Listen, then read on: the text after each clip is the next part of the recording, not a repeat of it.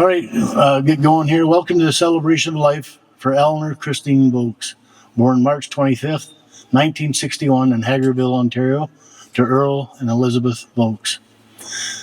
Let me introduce myself to those of you who do not know me. My name is Blaine Cody. I'm the younger brother of Terry Cody, Eleanor's lifelong partner of 47 years. I am honored to be the MC for our time together today remembering Eleanor. We come here today with full hearts and numb minds. There are no words to express the mixture of feelings that surround each person here. Sadness for ourselves because this amazing, courageous woman is no longer here to show us how to deal with adversity every day with a smile. Joy for Eleanor because her long life with limitations is now complete, and there are other mountains out there for her to climb, goals to embrace, and clouds to touch. Gratefulness that this life of inspiration was part of the earth for 64 years to guide, to teach, and to love. Today, as we assemble in this place, it is not solely to mourn, but to honor, to remember, and above all, to celebrate a life that has left an indelible mark upon each and every one of us. This occasion is not defined by sorrow alone, but also with profound gratitude for the laughter we shared, the love extended, and the memories that endured with all of us. We find ourselves united as family and friends, bond together by connections made possible through a remarkable individual, who, though we will greatly miss, remains ever present in our hearts. Let us fill this space with remembrance, with stories, with music, with laughter, and with affection. Let us reflect not only upon how this cherished person departed from us, but more importantly, upon how they lived with generosity, with kindness, with unwavering loyalty that inspired us, and the invaluable lessons that we have learned. Each memory is akin to a candle, casting light and warmth upon all of us. As we journey through this celebration, may we draw comfort from one another, mature hope for the days ahead, and find peace in the knowledge that their spirit endures. Today we honor life truly well lived, a legacy that will continue to inspire us now and always. Thank you all for your presence here today as we remember and celebrate a life cherished by so many. Let us continue together, united in respect, remembrance, and love. Eleanor moved to Rocky Mountain House in her late teenage years, where she met her lifelong partner of 47 years, Terry Cote. Their son, Terry Jr., was born April 25th, 1979. While working at the Dairy Queen in Rocky Mountain House with a very young son, Eleanor decided to venture into school while working for gas process operations at the Red Deer College. After completing her level 1, 2, and 3 of gas processing and Part A of her 4th class steam ticket, she began her oil and gas career with Texaco in 1986 as a field operator. Over the years, she has worked with various oil field companies as a skilled, competent operator and worked her way up to manage, teach, and mentor. She became a well-respected go-to woman in all oil and gas field and plant operations, even writing operation manuals as she went along. Writing operation manuals, engineering ventures, gas plant turnarounds, DOS jobs, and consulting for various oil field companies, as well as keeping up on top of the changing technologies, including government regulations, led Eleanor to starting her own consultant company, ROC Operations and Consulting, in 2015. In early mid-2018, Eleanor began her teaching career as a field gas operations course at the Northern Lights College at Fort St. John, BC, on the referral of a former schoolmate and friend of many years, Bill Sambrook. At the time of her passing, she was an integral part of the team for the pilot project that was started in 2024 for new course for field operations specialist. Eleanor had written the course, taught the pilot semester, and was working in collaboration with Tourmaline and Northern Lights College to develop the curriculum for launch in September of 2025. Just in case that wasn't enough, she went to various oil field businesses and asked them if they were willing to donate several millions of dollars of heavy equipment for hands-on learning at the college for the students. Eleanor was a pioneer for women in the oil field back then in those years. She showed that she was very capable of doing her job and could handle herself in a man-dominated world back then. In the end, she was very well respected by all those who had worked with her, and they sought her knowledge that she so willingly shared. She took immense pride in all her efforts and in everyone who was alongside with her. She loved you all.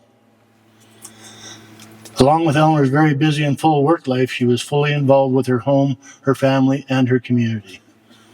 Eleanor threw her whole being into all endeavors of life. Her family was her priority, and she made sure family needs were selflessly taken care of immediately. No matter the time or who needed help, bringing the family together, doing massive amounts of cooking, looking after her parents. Everyone knew she cared for us and loved us. She believed in lifting up the less fortunate with her volunteering, to see they had some of the good qualities of life they may not have had access to otherwise, whether it was presents for the kids at Christmas or food or clothing. With Terry, her lifelong partner, they built a beautiful home over the years at their acreage they moved to in 1992. Both hardworking and generous parents gave our family a son who was taught empathy, compassion, and caring. Eleanor loved being outdoors. She and Terry never stopped and worked very hard in their home with beautiful gardens, pond, and renovations in the house to welcome all of us. Quite the team. Eleanor had taken up artwork over the past several years to defrag and deprogram when needed, producing birdhouses, rock artwork, and painting among other creative projects. She loved taking her mom gold panning. Kind of reminds me of the story of Eleanor. She's pretty sharp-witted, so I'd ask her many times about her gold panning, where she found her gold and all that, and she'd say, well, with a smirk on her face, at the bottom of the creek and the rivers. We used to have a few banters like that through the years. I would exchange one back with her and say, man, I caught a lot of nice brown fish out there today on the Raven. And she'd say, well, where exactly did you catch them? I had right here. She loved camping when you could pull her away from everything. She loved quadding. She believed in paving the way for women and providing education to those whose financial means created a barrier. I'd like to share a reading at this time called Ellie's Garden. We gather to remember the little things that made a special place in our heart, to remember those happy times when we laughed and those times when our hearts broke as one. For who could put a price on memories? We gather to share the pain, to hurt when you hurt without presuming that our pain is the same, to cry and you cry and not to hide or avoid our tears. For tears are memories in motion. We gather to give the gift of grief, to stand beside you in silence and not to be uncomfortable with our tears, to allow you the gift of mourning this loss and love patience. For grief is nature's way of healing a broken heart. I am sure you would like to join me in saying to her lifelong partner Terry Cody and her son Terry Jr., her father Earl, her sisters Esther Tumper and Emily Mackeray, brothers Ernie, Everett, Evan, Emerson, Earl Jr., a.k.a. Charlie, and the youngest Eric. Also to many other nieces, nephews, and aunts and uncles that you are in our thoughts because of your loss. Eleanor was predeceased by her mother, Elizabeth, on May 30th, 2022. We want to be available to you in any way possible as you face the journey of grief. Let me express the family's gratitude for your presence. The journey of grief is long, and those who walk it should not have to walk it alone. In times like these, nothing takes the place of friends. Your presence helps, and family realize how valuable their loved one was to others and shows an impact her living and dying has made. We honor a woman who touched many lives. We will stop to hear the stories, to laugh and cry together once and acknowledge that we are different because Eleanor was here. We come to stand with Eleanor's family to bear witness to your loss. You were faithful, vigilant guardians of this life, and though the road was long and sometimes trying, you never gave up in return. We're blessed by her presence for much longer than anyone could have dreamed. The hole in the world where Eleanor used to be will feel especially large and daunting. The journey of grief is long, and no one should have to walk it alone. We ask you to commit yourself to being present to Eleanor's family in the coming days, weeks, and months as they find ways to live without their Eleanor. Each of you has a special Eleanor story. Find a time soon to share it with the family. Call, email, or write a note to let them know that Eleanor was an important part of your life. On behalf of the family, we thank you for being here to stand that silent vigil with them, because every person here represents a life that Eleanor made an impression on during her time among us. We honor the multitudes of people who were there for Eleanor for the past 64 years. There is a sacred and special moment where we can let tears flow and let laughter heal, where we can share our stories and begin the journey of turning those stories into memories. It is an important day when we gather to honor life and mourn a death. Time stands still for just a moment as we stand here to acknowledge that someone has touched our lives, has left an imprint on our hearts, and that our souls are internally changed. Eleanor left this life passing suddenly on April 12th of 2025. Her spirit and her living made a difference and will continue to do so as long as each of you remember her in your hearts and carry the lessons of her life with you.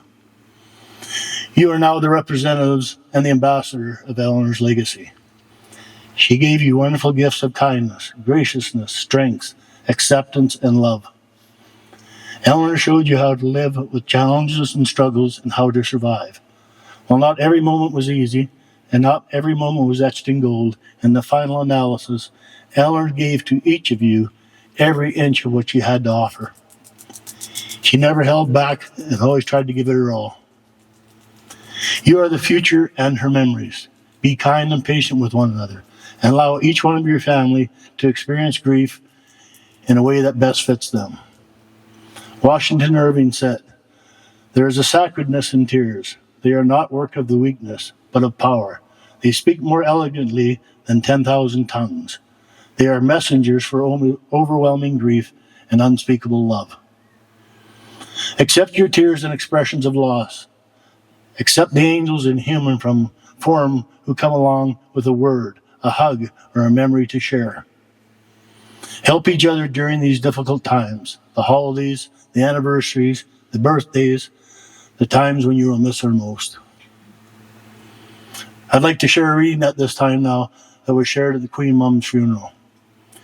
You can shed tears that she is gone, or you can smile because she has lived. You can close your eyes and pray that she'll come back, or you can open your eyes and see all that she has left. Your heart can be empty because you can't see her, or it can be full of love you shared. You can turn your back on tomorrow and live yesterday, or you can be happy for tomorrow because of yesterday. You can remember her and only that she's gone, or you can cherish her memory and let it live on. And so we come together under this beautiful summer sky to honor the life that Eleanor lived. She gathered her families and friends together, gave them the gift of life and love, and lived well in the world that she made. It is here that we can come to feel the presence and love shared in life.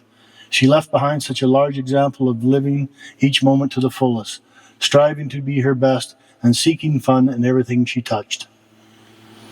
It is here that we show honor to the members of a life that touched and remains alive in our hearts, for no one is dead until they are forgotten.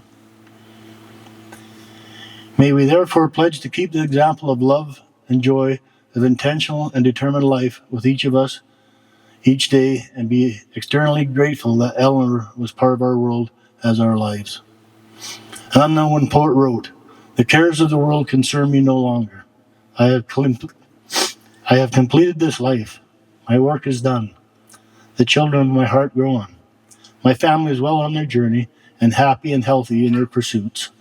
I have loved much and well. To those I leave behind, I hope will remain in their hearts as they will in mine. Thank you for taking such good care of me. And all you have been my friends, thank you for teaching me about life and about love." At this time, I'd like to ask Bill Sandbrick to come up and share a tribute.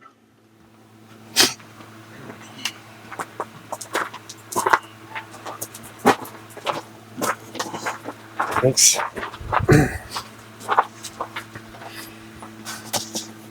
So welcome everybody, and thanks for coming and honoring Eleanor's celebration of life. For those who don't know me, I am Bill Sambrook, and for those who do, it is great to see old friends again. You know, they say you make a new lifelong friend every 7 years, and others can be for a lifetime. For those long life friends are the most cherished and treasured of them all. A lifelong friend is someone you may have known for a very long time, and those friendships you can build in the early life are unlike no others. You learn together, you get in trouble together, you're committed together, and build memories together. These friendships can never be replaced by any other. I first met Ellie in grade 2 when the Vokes had moved to Eckville and grew up together, making a lifelong friendship. As we grew older and ventured out and made a life for ourselves, Ellie found her way to Rocky Mountain House, where she found many new friends and eventually settling down in a little acreage with her partner, Terry.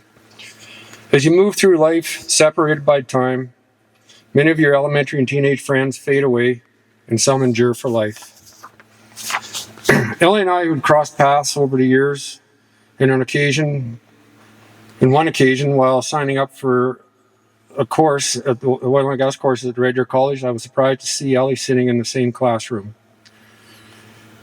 Ellie shared with me that she wanted to be an oil field operator, work in the patch, and be a field operator. At the time, I didn't give it much thought, because if you knew Ellie well enough, discipline in the art of hard work, she would stand by her word and didn't let anything or anybody get in her way.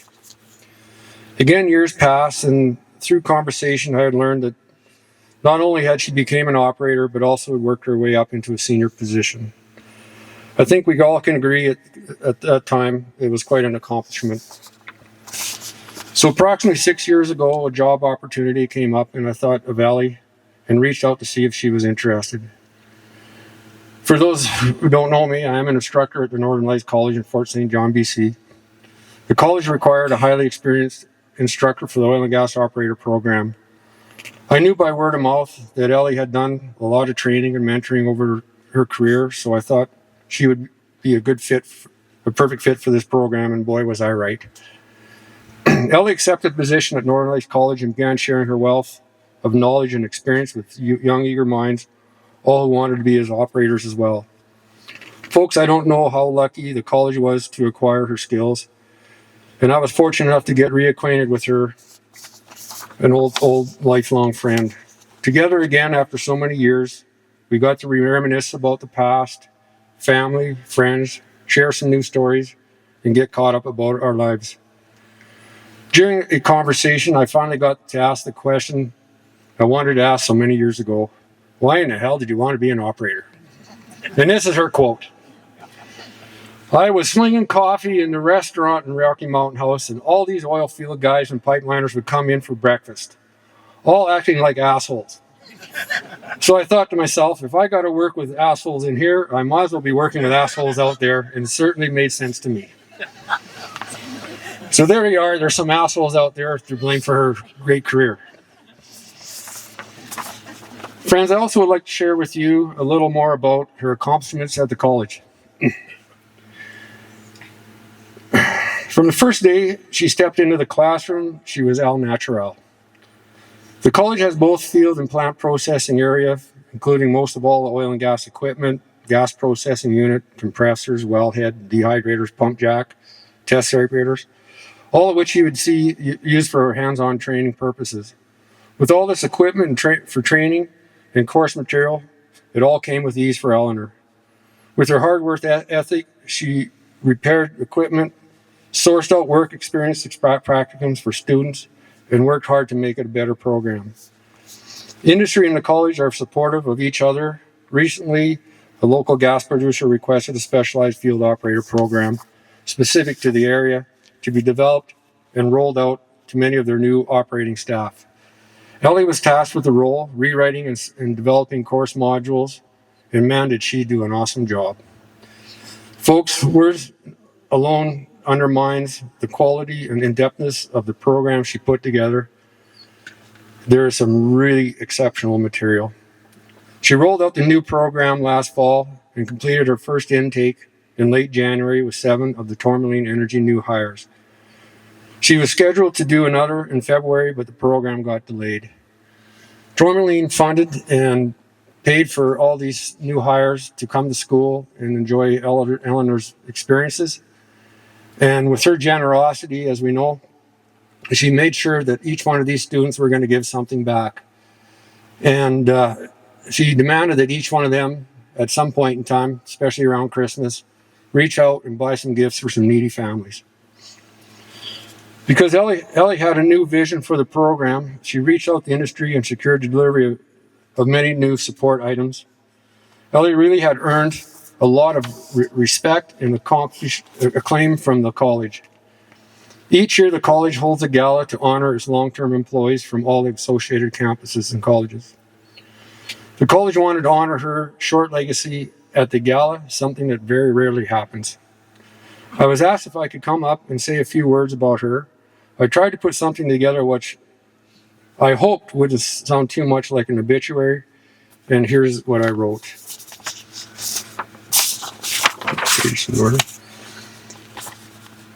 I've been asked to say a few good words about Eleanor Vokes, or Ellie as most of us refer to her as. I imagine many of you from Dawson and other campuses have never met her, or maybe not even known of Eleanor. She was our oil and gas instructor for the past 5 to 6 years. When I arrived at the college some 6 years ago, the college was short an oil and gas instructor, and the program had already started. I reached out to our associate dean at the time and mentioned that I knew somebody who would be a perfect candidate for this position. I have an old homeschool friend from grade school that I'm sure would love to take on another challenge, and this course was Eleanor. Eleanor had a very diversified set of experiences throughout her career and worked her way up from on a tool truck all the way into a foreman position with Imperial Oil. She began her career in 1980 with Texaco on a maintenance crew truck, proving herself to be more her weight in gold, and thus eventually in 86 was promoted to the field and plant operator, and then finally into a management position. Eleanor entered into a man's world in the oil and gas industry back in 1980 and succeeded in becoming successful in her own right. If you knew Eleanor, you knew that this was something that she was capable of doing. She didn't do this because she wanted to prove something to her parents, her siblings, or her friends. She did it because she knew to herself she was capable of anything if she put her focus on it, and that's who Eleanor was. At the time, when I read this, we also put up this news article which you'll see up on the board here, about women getting into the oil patch, along with Janice. Janice, are you here today? Where are you at? Oh, hey, Janice. Good to meet you.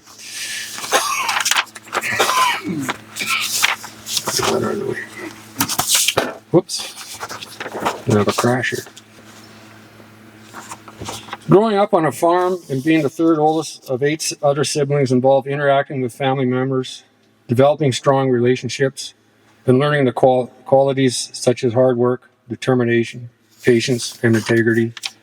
Learning about their strengths and their weaknesses, how to work as a team, and when to stand up for yourself. In general, just great people skills. For us who grew up with Eleanor, we knew she had a very strong strengths and personal determination. I know she was challenged by all her brothers from a very young age on many different occasions and had to physically defend herself, so I'm sure there's witnesses of that here. She was and could be tough on the outside, but in reality, she was so kind. Generous and giving and soft as flour on the inside. I can share a story. I remember where I learned that she was going to be, if there was going to be a problem of any sort, I wanted her on my side. For example, I don't know if most of you know what tetherball is, but we received one in the elementary school in grade 2. It was sort of the Nintendo of its day. The deal was whoever got on the pole and continued to win got to stay until they lost. Then a new challenger was welcome to take over.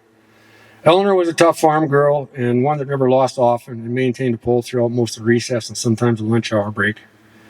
In grade 3, Eleanor had dibs on the tetherball, and a couple of boys decided it was time for her to move on. They were tired of losing to her, so they tried to physically challenge her and push her out of the way. I don't think they knew who they were messing with. I mean, it was grade 3, and I don't think the hierarchy pecking order had been established yet. Anyways, a fight ensued, and the boys taking a bruising until the elementary principal broke it up. Now, our principal had ways of dealing with such events. Instead of taking the guilty parties to the office and punishing you, he would take the offenders to the gymnasium and set up some mats and allow you to finish what was started. As a witness to this event, I succeed in saying that those boys refused to enter the gym with her. When Eleanor arrived at the college, and although she had trained many fellow staff members in the field, she had no real classroom experience. I had mentioned to her that if she needed help, any help whatsoever or guidance, that I was just a few doors down and be willing to help step in. I can imagine that many of our fellow instructors know just how intimidating that those first few days and weeks can be.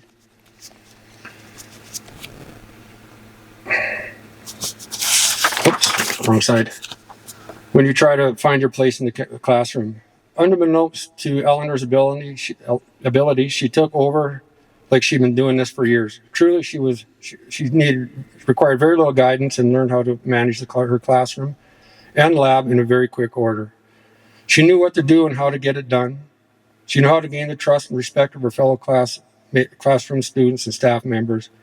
She stood firm on her beliefs and experienced and took control of the students' needs. Her management skills in dealing with people was evident, and we all speak of this still with a good laughs. For example, when a few of the students showed up late for class, it was bad timing on their behalf, as NLC Christmas float needed to be painted. Eleanor understood that not showing up to work on time has its undesirable circumstances for employees and students alike. So as a learning outcome, she made them stay late and had them paint the whole float. Eleanor was one person who could not sit still. She truly had ants in her pants. Whether taking care of her aging parents, siblings, family, and her own needs, she was always on the go. She enjoyed travel, gardening, canning, maintaining a beautiful yard in her acreage, and of course, on top of her list, quadding and gold panning. So while she was up there, she decided we'd go for a drive one day and find a creek to get her pan into. So I grabbed my fly rod and we went up to the Pine River, which is about 3 or 4 hours drive away. I went up the river one direction, she went down the river the other. I came back and a couple hours later and I said, "Are we going to need a claim here? You find any gold?" She says, "No, but I found a diamond earring." And I'm going to give it to Terry because Terry can wear it. So I don't know, Terry, you got that in or not. But Eleanor was never one to control her inner feelings or lose control of her inner feelings. As I mentioned, her acreage, her garden, and mainly her yard were her pride and joy. Ellie loved gold panning and found unique rocks to bring them home. She built a small waterfall in about a 100-foot stream with flowers and shrubs. She was extremely upset, and I truly wouldn't want to have been on the opposite end of the phone call to the guy who owned the cattle. So I thought to myself, there must be something that I can do to help. So I purchased this little item to ward off any future bovine intrusions.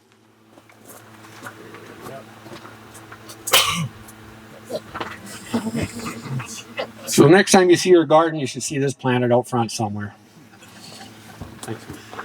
Yep. So if I just like to wrap up a little bit and say that if I could say and found one word in the dictionary to explain Eleanor, it would be genuine.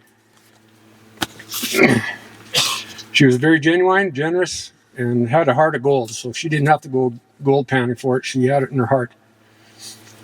I mentioned earlier that every 7 years you make a new lifelong friend. It didn't take long for Eleanor to find that friend in Fort St. John. And some of you may know of her because she probably spoke of her. I'd like to introduce a couple people that drove all the way down today. So Tom and Lisa, would you give a wave to everybody? And Lisa and Eleanor, they were like two peas in the pod. Same career paths, had lots to talk about, and really hit it off well. Thank you. Thank you, Bill. At this time, I'd like to call upon Eleanor's dad, Earl, for a tribute.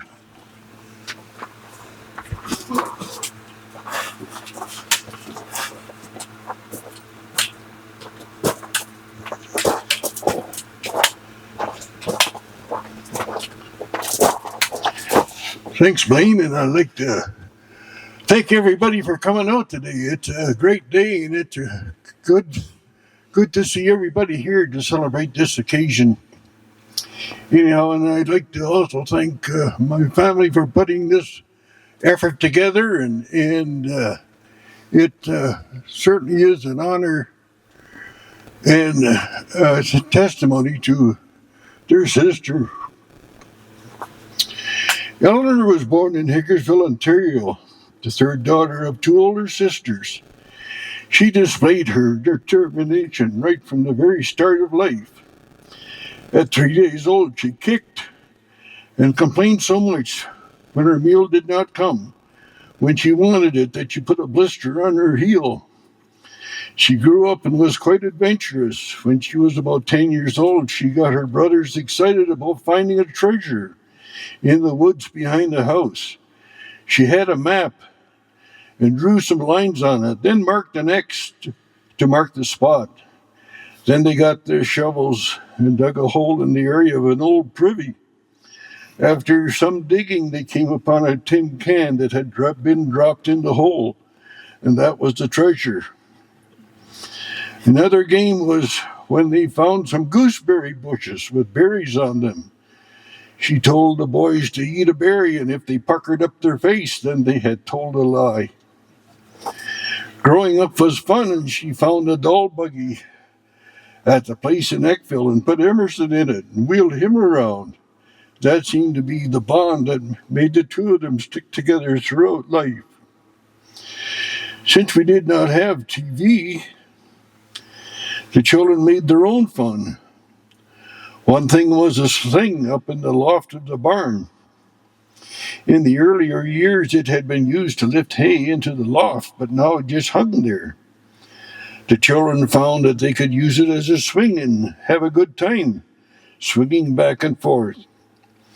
One day when Emily and Eleanor were home alone, Eleanor was swinging on the sling and lost her grip and fell to the floor about 8 feet, knocked the breath out of her. She just lay there.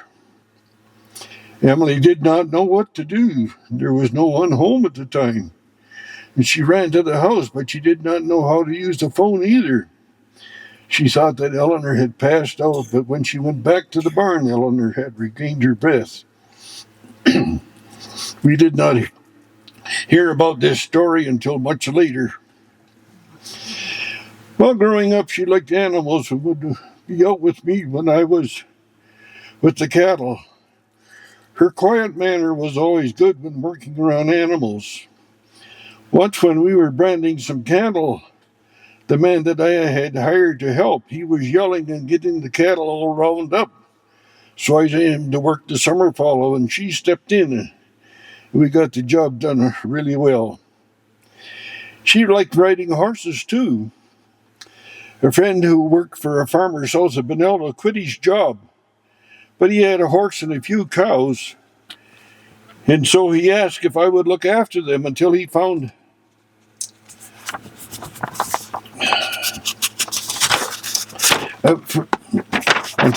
a new place. This I did, and he said that we could use these horses' payment for the cows. Half the calves would be mine. So Eleanor really liked the horse, and it was the only one that she rode. The horse was a strawberry roan, and of course its name was Strawberry. But I called it Plum Olive because when she used to ride it, it would really lather up. Eleanor and Emily thought that they would like to go to the big city to see if they could get a job. They had both quit school for various reasons. Eleanor said that school was boring and dropped out in grade 9, so in order to get to the city, they needed transportation. And they asked if they could take the red 4x4. Being the benevolent father, I said they could. I don't know how much looking they did, but I am sure that there are some tracks on that big hill west of the Deerfoot. We did not hear from them for a few days, but the next time we had a call, it was from Eleanor. She said that she was working in Misericordia Hospital in Edmonton. She gave the address of where the truck was and said it had 2 flat tires. What to do? I gathered some blocks and a jack and went in search of the truck. There it was. 2 flat tires and all, so I blocked it up, took off the wheels, off to a tire shop, and a couple hours later I had put the wheels back on and home. I believe that it was soon after this that she returned and got her job at the Dairy Queen store in Rocky. It was about this time that she started to go out with Terry. I could be mixed up in a bit here time-wise, but it's all history now. We had sold a farm at Eckville and moved onto a small piece of land north of Innisfil. We bought a 2-bedroom mobile to live in there while we were building our house. After we moved into the house, Beth's brother came west and lived in the trailer for a few months until they bought a farm and moved out on the Cottonwood Road. Then we sold the trailer to Eleanor and Terry. They moved it out to a farmstead on one of Merle's farms. Terry Jr. was born there, but he had to have some special milk. So he got goat's milk from Pa and Ma Goody on the Cottonwood Road. I don't remember how many years they lived in the trailer. Then they moved to Rocky and sold the trailer to Eric and Dina. After a few years, Eleanor and Terry bought an acreage where they're living now. And of course, like most property that you buy, there was extensive fixing to be done. New roof, new siding, as well as major changes to the interior, and much upgrading to the yard, including a pond, which is the envy of all who see it.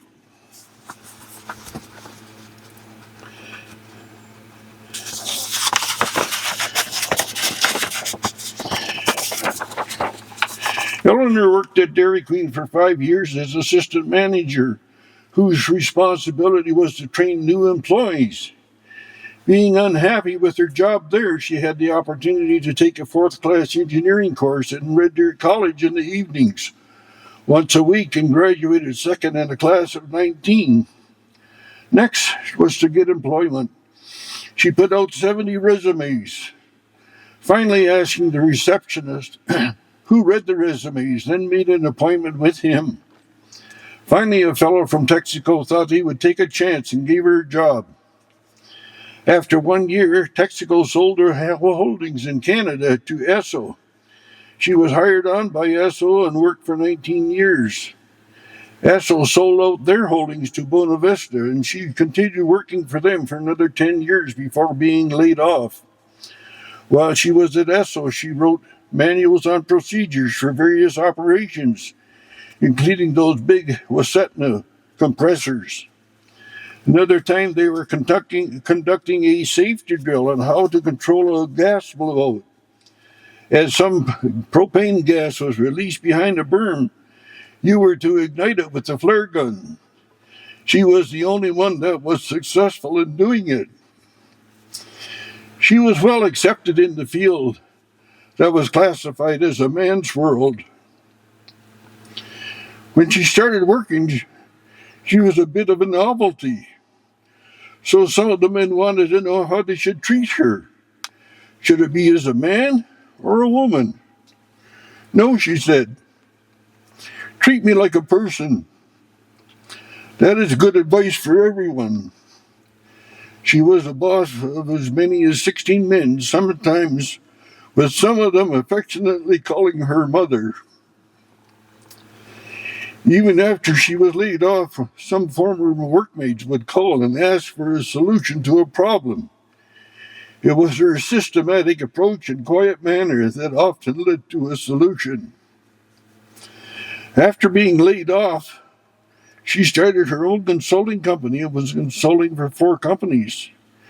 She really had a handle on the government rules and regulations, these being a contrast to the boring schoolwork that she detested in her young life. She was called to teach at the college in Fort St. John and was there until COVID came along. Then she was asked to write a new curriculum for them to teach from. She was very articulate in her work because someone's life depends on it. She was to go back in a week's time to set up a new working model.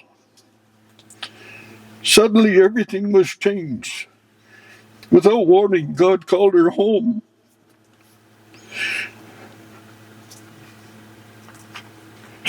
I believe that she is heaven now.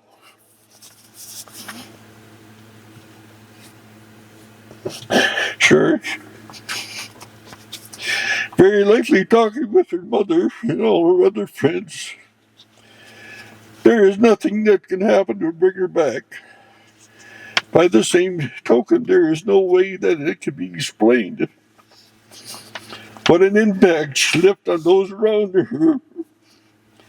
And I certainly cannot, in the few lines that are written here.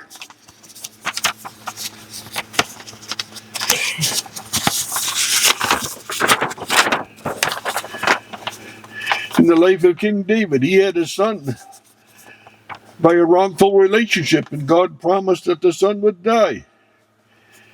David grieved while his son was still alive, but when he died, he said that he could not bring him back, but then on his passing would go to be with him again. That is the way it is with all of us. This is called the blessed hope that we have as we accept the gift of salvation that God offers to each and every one. Yes, we will see our loved ones again. Make heaven your goal. God bless.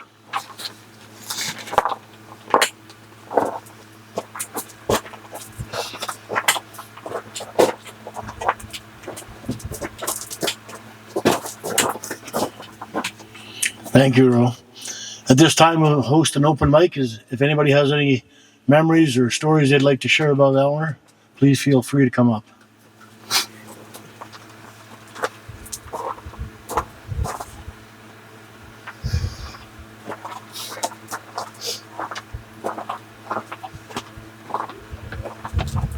Hi, my name is Ernie. I'm the oldest boy in the family, and all I can say is I miss my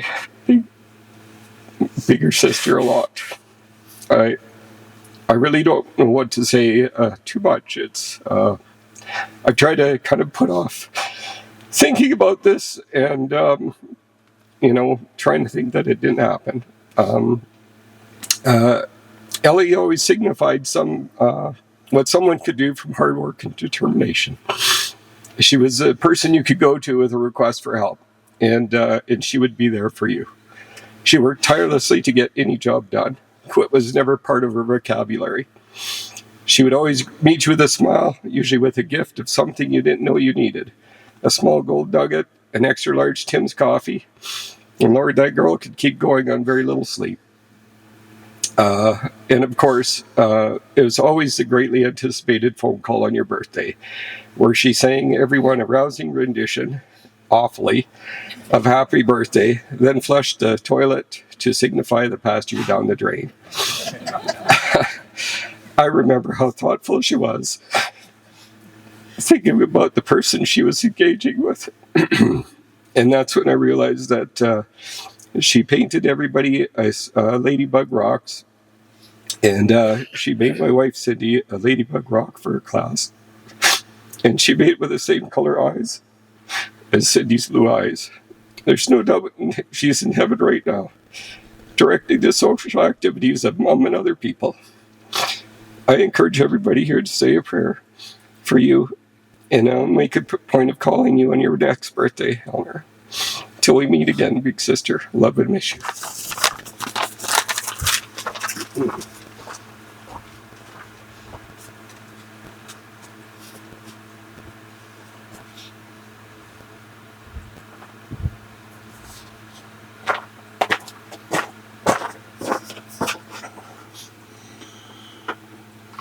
And our final blessing, may you go forward today with a small flickering of light in your soul. May the memories of your loved one begin to bring comfort rather than pain. May the words, touch, and presence of others bring solace. And may you be blessed in your coming in and going out. Grateful for a life that was lived and the legacy left behind. Go in peace. In closing, please stay and join us for some refreshments and some snacks and exchange some stories and memories of Eleanor's. Thank you for your presence here today. Eleanor, I love you, I miss you, and I will always cherish your memories.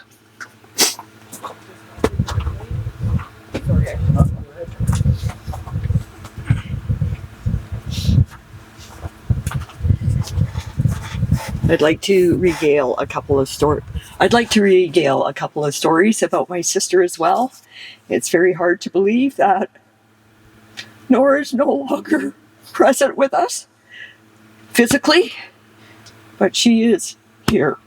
She's in our hearts. She's in our minds. We will never forget somebody like her. She was the most amazing person that I know.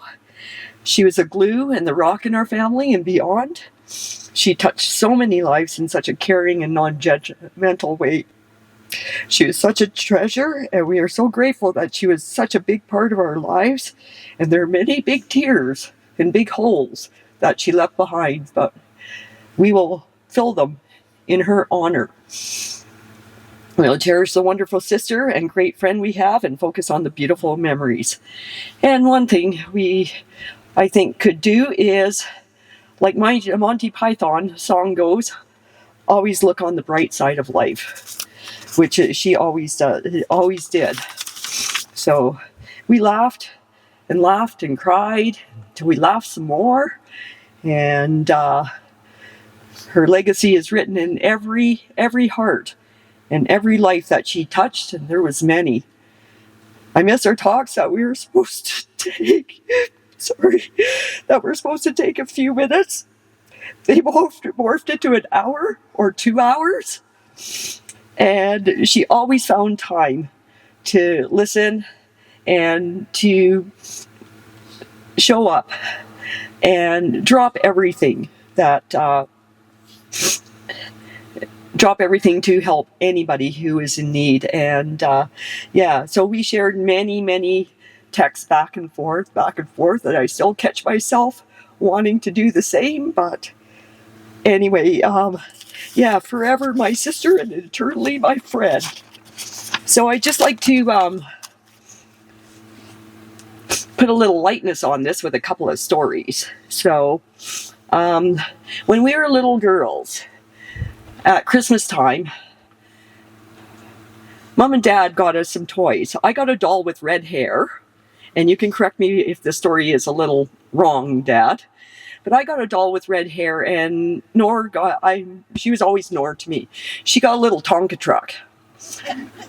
And I was so jealous that we went into the bedroom, and we put the bedspread over the bed, and I proceeded to cut the doll's hair.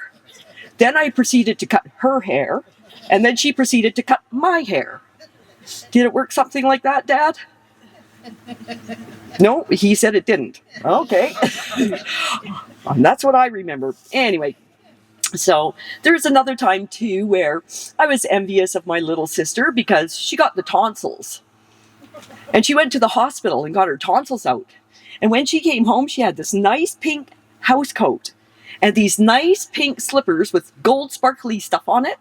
And I didn't like that, so she had just got out of the bathtub, so I pushed her right in the bathtub. And yes, anyway. Another thing that I would like to just reflect on is a lost opportunity for myself and by extension Nor. And I was in an antique mall in Edmonton looking for some antique glasses for my husband for Christmas. I wanted to find just the right one. And as I'm walking up and down the rows, I was just about at the last row, and I had to go down and come back up again. And I hear, "But Mom, I promise I won't ask for anything. Mom, I want it.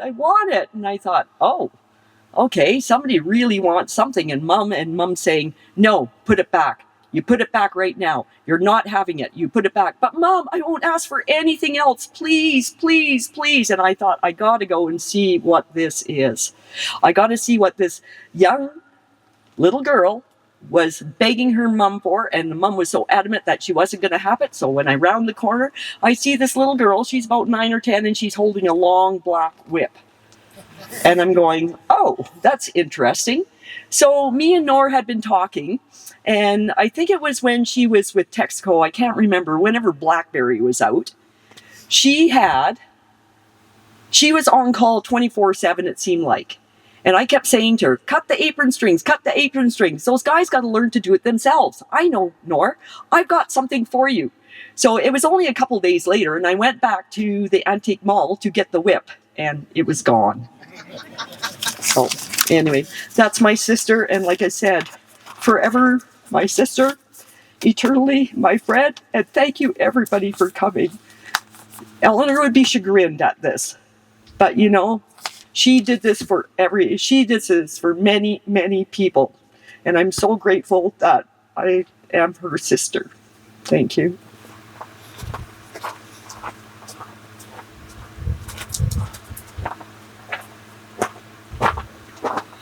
Thank you. Also, just so you know, there's some artwork that Eleanor we have displayed on tables there. Please feel free to take a piece home with you. There's also a box of more of her artwork there, some painted rocks, so feel free to take one home. Thank you for your presence here today.